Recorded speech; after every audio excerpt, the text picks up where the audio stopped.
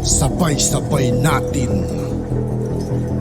alamin ang mga kaganapan na nangyayari sa ating bansa.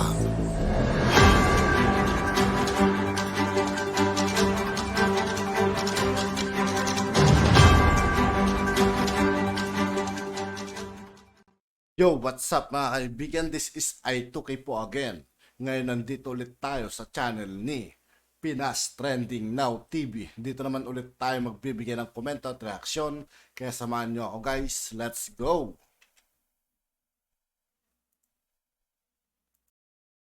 PBA Party List Representative Margarita Migs Nograles. Yun. Ito na. Mukhang lumalabas na yung mga interest groups. Ayun. Wala namang problema sana yan, kaso sana ayusin nila. Ayusin nila kasi mamaya na nga. Ito yung sinabi ni Pulong. This so-called People's Initiative for Charter Change is nothing but pure PI.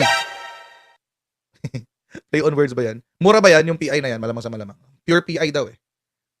I was informed that PBA party list Margarita Migs Nograles is spearheading the PI movement in Davao City. I am against this People's Initiative as this is not the people's voice but the voice of a few who wanted to perpetuate themselves in power. Hindi naman sa kumakampi tayo sa Congress, no? Pero yun agad. Agad-agad. Sana let's give the benefit of the doubt doon sa. Pero eto lang, mami explain ko kung ano yung kontra ko dito sa charter change kasi to some degree may pangbabalahura na nagaganap. Pero ang pangit lang nung na yung immediate accusation is perpetuating one's power. Kasi ginagamit yan ng mga ng mga komunista eh. Yun ang ko diyan, yun ang punto ko diyan. Ginagamit kasi yan ng mga komunista. So pwede bang kung okay lang naman sa mga tikon na to. Okay lang ba let's attack the problem head on? Let's attack the problem head on. Huwag na natin daanin sa mga ganito, sa mga perpetuate themselves in power. Huwag na ganyan. Rektahin na natin. Kasi puro puro rhetoric eh. So that's one. And another is yung ito nga yung nabalita, yung kinagalit daw ni Pulong. I also would like to inform all Dabaweños, most especially in my district, that leadership has taken out 2 billion pesos from your NEP budget. So nabawasan pa raw siya ng budget for the district and left only a measly 500 million for Dabaweños this year. Paano nangyari yun? Eh, di ba nagpirmahan na ng budget? Nagpirmahan na ng GAA eh. So for me that's interesting, no? For me that's interesting. Bakit? Kasi nagpirmahan na ng GAA. Ibig sabihin, nabasa na yan ng presidente yung budget natin at napirmahan na. Meron na nga mga na-veto, di ba? May mga items na na-veto. So, this is interesting for me na pwede pa palang bawiin. Pwede pa palang bawiin ng House, no? Yung proposed budget per district. Tapos ayaw maniwala sa akin nung iba. Nung sinabi ko na kaya himudpuwet ang ibang mga kongresista kay Martin Romualdez dahil nakasugal lang kanilang mga budget. Ayaw maniwala di ba? Ngayon, ito na, ebidensya ko. So it can happen. To all congressmen ganging up on us, do not give me that kind of BS because I will not starve to death if you take my budget away. Totoo naman, kasi meron naman kasi talaga silang budget. Yaman-yaman ng mga Duterte. Ang kawawa is yung mga Dabaweños na bumoto kay PBBM. Ang kawawa. It's weird. Ito well, ang weird lang nung pag-name drop.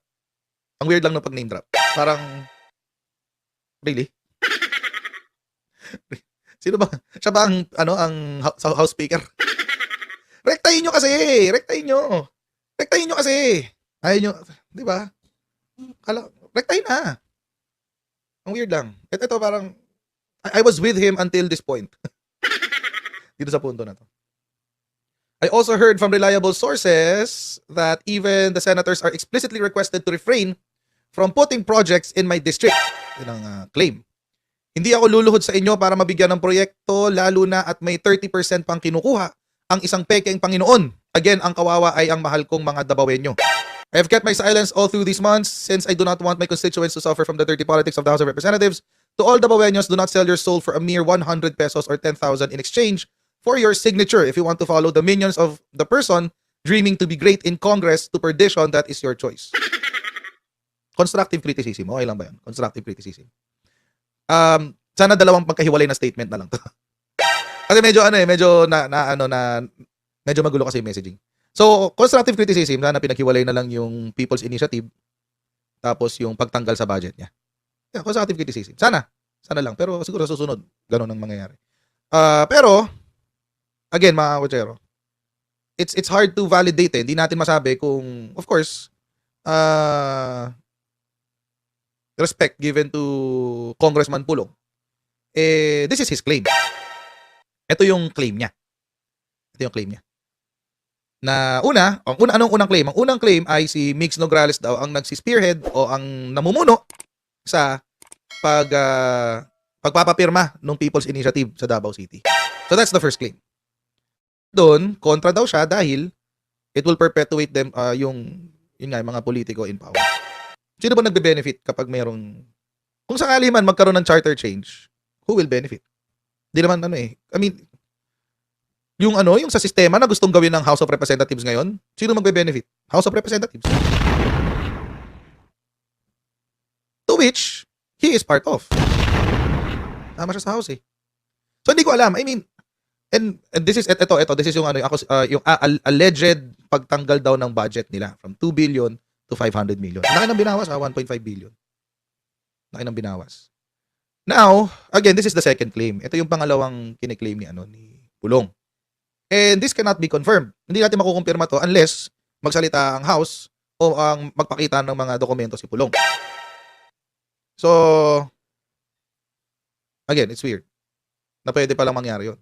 But, I mentioned before, na nakwento ko na po sa inyo, na ang mga approval ng budget, dumadaan ho yan sa House Speaker.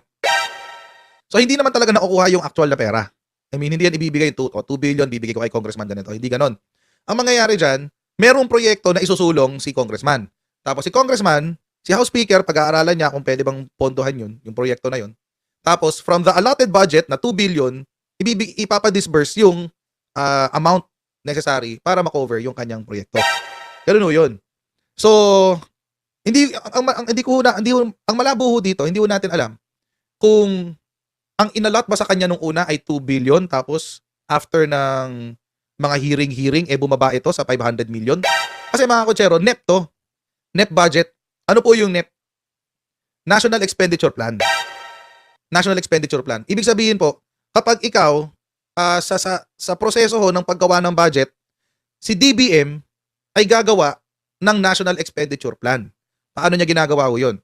I-interviewin niya lahat ng ahensya ng gobyerno, pati iba't ibang mga departamento ng gobyerno. I-interviewin niya ni DBM, tatanungin kung magkano ang kailangan ng iyong ahensya o iyong gobyerno, ng iyong LGU for the year. Tapos kung magkano man yung mapag-usapan nyo, kasi magne-negotiate dyan sa DBM. Papakita mo yung COA report mo, tapos yung mga expenses mo, mga plano mong gawin, etc. etc. So, pag nakita ni DBM yan, mag-agree kayo. Sasabihin ni DBM, sige, based doon sa performance mo sa previous budget, tsaka sa mga requirements mo ngayon, ang kailangan mo X amount. O let's say, ang kailangan mo ay 2 billion. Gamitin natin example ni Kong Pulong. Kailangan mo ay 2 billion. Yun ang ilalagay ni DBM sa kanyang National Expenditure Plan. Ito yon yung NEP, National Expenditure Plan. Ngayon, mga kutsero, ano mangyayari dito sa National Expenditure Plan? Ito yung hinihearing tuwing budget season. Okay. Ito National Expenditure Plan na yan, paghahatian yan. Paghahatian yan ng Senate sa ng lower house. Tapos, didibatihan yan. Pagdidibatihan yan ng iba't ibang mga, di ba, itong nakaraan, di ba, nakipag budget deliberation si VP Sara sa lower house. Ganyan palagi yan. Every year yan. Ito hong nakasulat sa NEP, nagbabago pa ho talaga yan. Di ba kasi VP Sara, meron siyang request na 650 million na confidential funds. After ng deliberations, tinanggal. So nagbabago ho talaga yan. After ho nun, pag napag-usapan na ng Senate at ng lower house, makakaroon ng BICAM. Sa BICAM, mga kutsero, magbabago pa rin yan. Doon pa lang lalabas, pag natapos na yung BICAM, doon na lalabas yung GAA, yung General Appropriations Bill. Di pa nga siya act kasi bill. GAB, General Appropriations Bill. So yung bill na yon mga kotsero, yun yung pinipirmahan ni PBBM para magkaroon ng budget for the following year. So, mga kotsero, ang binanggit dito ni Kong Pulong is NEP, National Expenditure Plan. So ibig sabihin, sa distrito daw niya, nag-propose sila, ang sinabi, ang kailangan ng aming distrito ay 2 billion. Nag-agree si DBM. Anong sabi ni DBM? O sige, 2 billion ang kailangan nyo. Ito yung mga proyekto nyo, etc. etc. Nagkaroon ng budget deliberation sa lower house. O kung sino man yung humawak nito ng budget deliberation nito, Senate or lower house, it doesn't matter. Malamang sa malamang, Senate ang didinig dito kasi alam nga namang pag-aralan ni lower house yung sarili niyang budget. Di ba? Mukhang tanga yun. So malamang si Senate. Pagdating kay Senate, nung nagde-deliberate siguro ang House of Representatives sa required budget nila, yun, doon siya nabawasan ng 1.5 billion. Malamang sa Senate yun.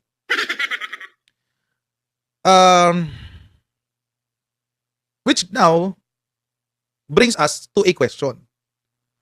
Paano nasabi ni Kong Pulong na House leadership ang nagtanggal? Yun ang tanong dyan. Hindi natin masasagot yan. Unless magpakita siya ng dokumento na ito yung proposed budget namin, ito yung inaprobahan ng House Committee on Appropriations, etc. Hindi natin malalaman yun. Ngayon, ito pa yung isa na inexpose ni Kong Pulong, no? Saan na yun? Ayan. 30%. Kada budget daw ng bawat distrito, 30% kinukuha ng isang pekeng Panginoon.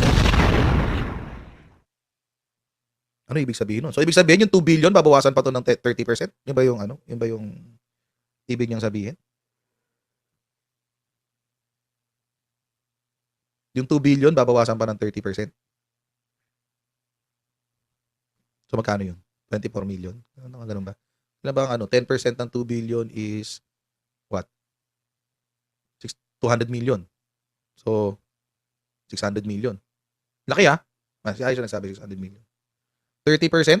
600 million kada congressional district? Laki.